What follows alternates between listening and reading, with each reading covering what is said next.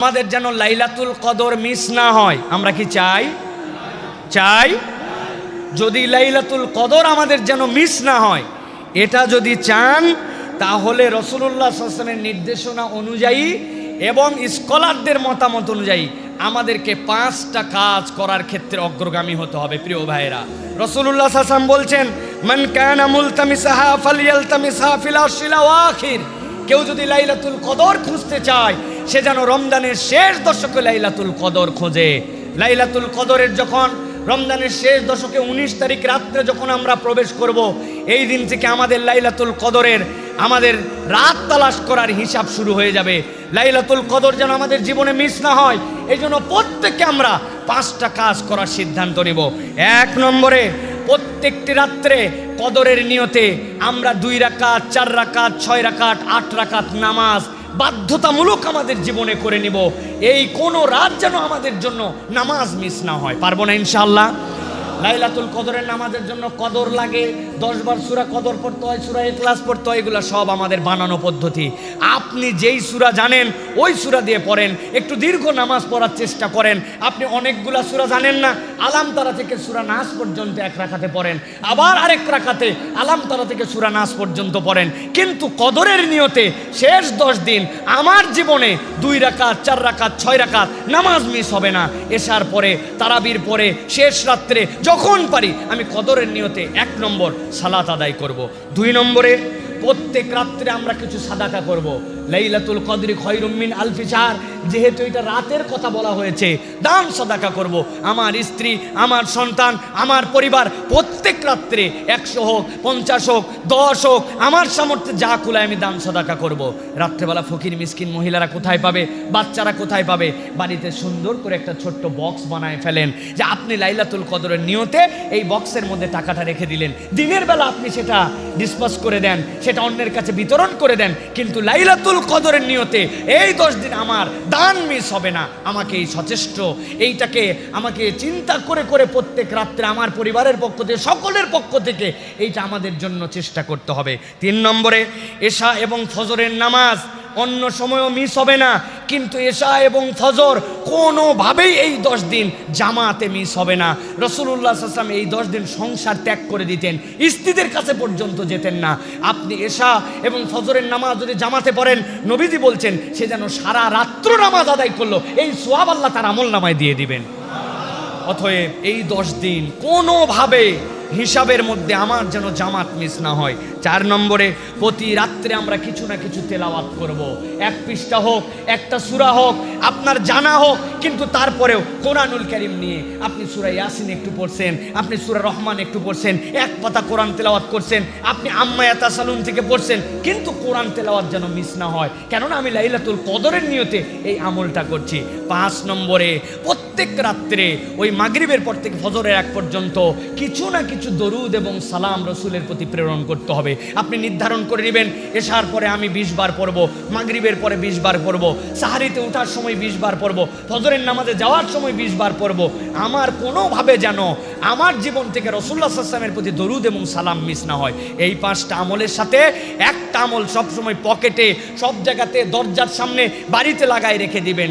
আল্লাহুম্মা ইন্নাকা আফুউন কারীম তুহিব্বুল আফওয়া ফাআফু আন্নি। বলেন, আল্লাহুম্মা ইন্নাকা আফুউন কারীম তুহিব্বুল আফওয়া ফাআফু আন্নি।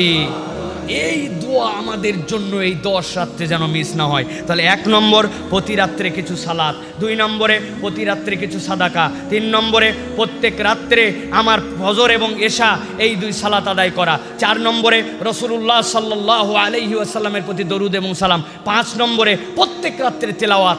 আর আল্লাহুম্মা ইন্নাকা আফুউন কারীম তুহিব্বুল আফওয়া ফাআফু আন্নি। এই দোয়ার হালতে আমরা রাত্রে যত পারি এই 10 দিন, এই 10 দিনে যদি আমরা এই আমল করতে থাকি, ক্ষুদ্র হলেও ইনশাআল্লাহ লাইলাতুল কদরের যে নিয়ামত আমরা এই আমলের মধ্যে পেয়ে যাব ইনশাআল্লাহ। আল্লাহ আমাদেরকে আমল করার তৌফিক দান করেন। নিজেরা জানবো, অন্যদেরকেও আমরা জানাই দেব ইনশাআল্লাহ। এরপরে দ্বিতীয় বিষয় হচ্ছে, প্রিয় ভাইরা, ইতিকাফ।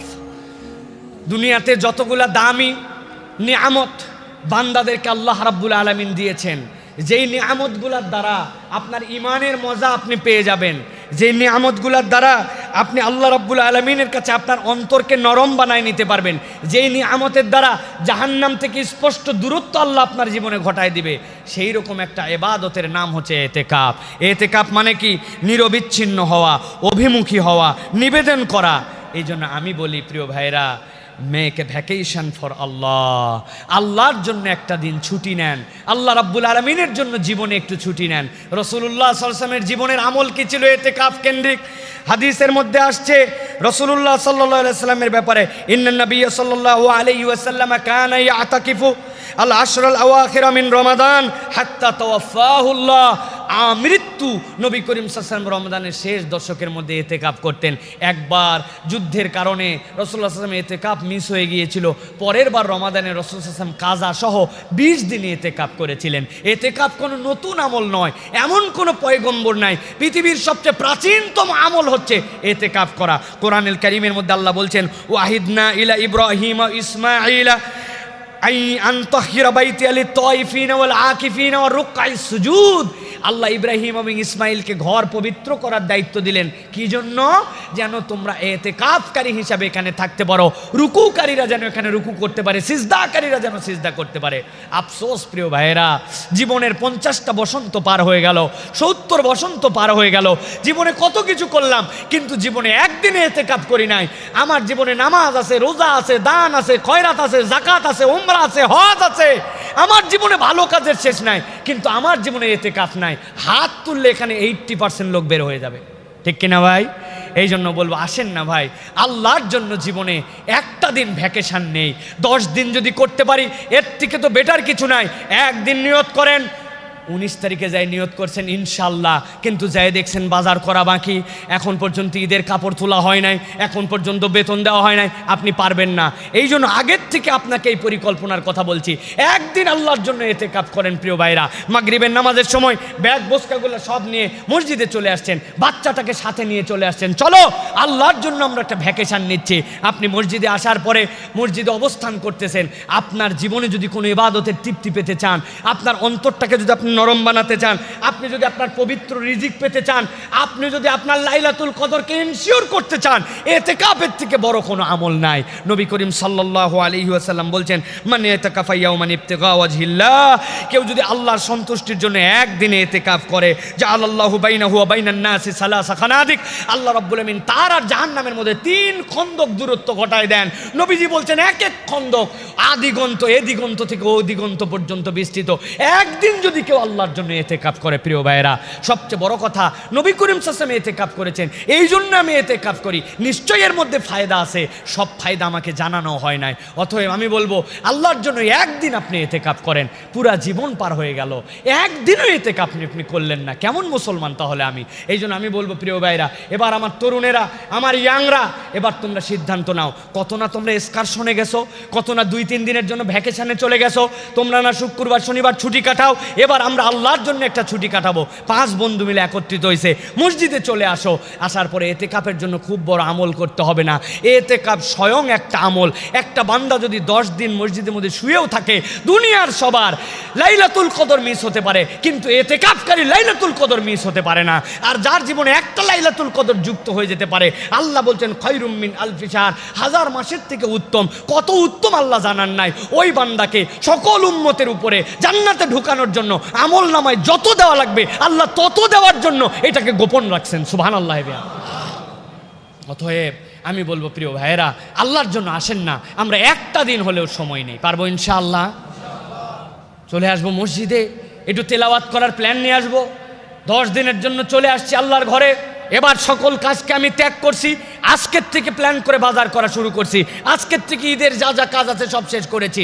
আল্লাহর জন্য চলে আসছেন, চিন্তা করছেন 3টা সূরা শিখবো। 3টা সূরা তো জানি, আলাম তারা, লিলা আর ইজাজা, এই 3টা সূরার অর্থ পুঙ্খানুপুঙ্খ জানবো। সারা জীবন সানা পড়লাম সুবহানাকাল্লাহুম্মা বিহামদিকা, সানার অর্থটা জানি না। একটা বই নিয়ে চলে আসছি, আসার পরে সানার অর্থটা শিখে ফেলছি, দরুদ শরীফটা শিখে ফেলছি, আর জিকিরের হালতে আসি, আল্লাহর কাছে ইস্তেগফারের হালতে আসি।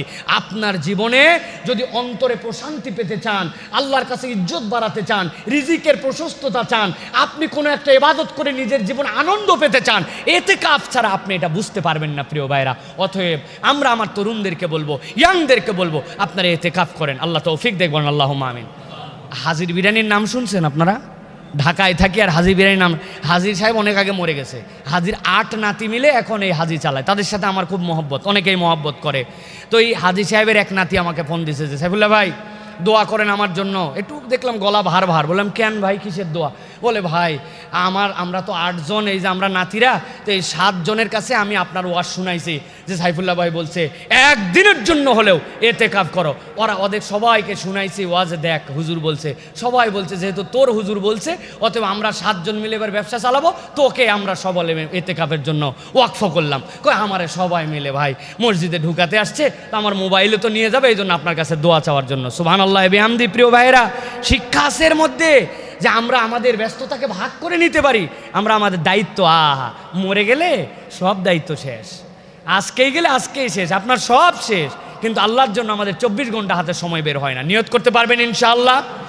10 দিন তো করবো ইনশাআল্লাহ, এটার তো কোনো বিকল্প নাই।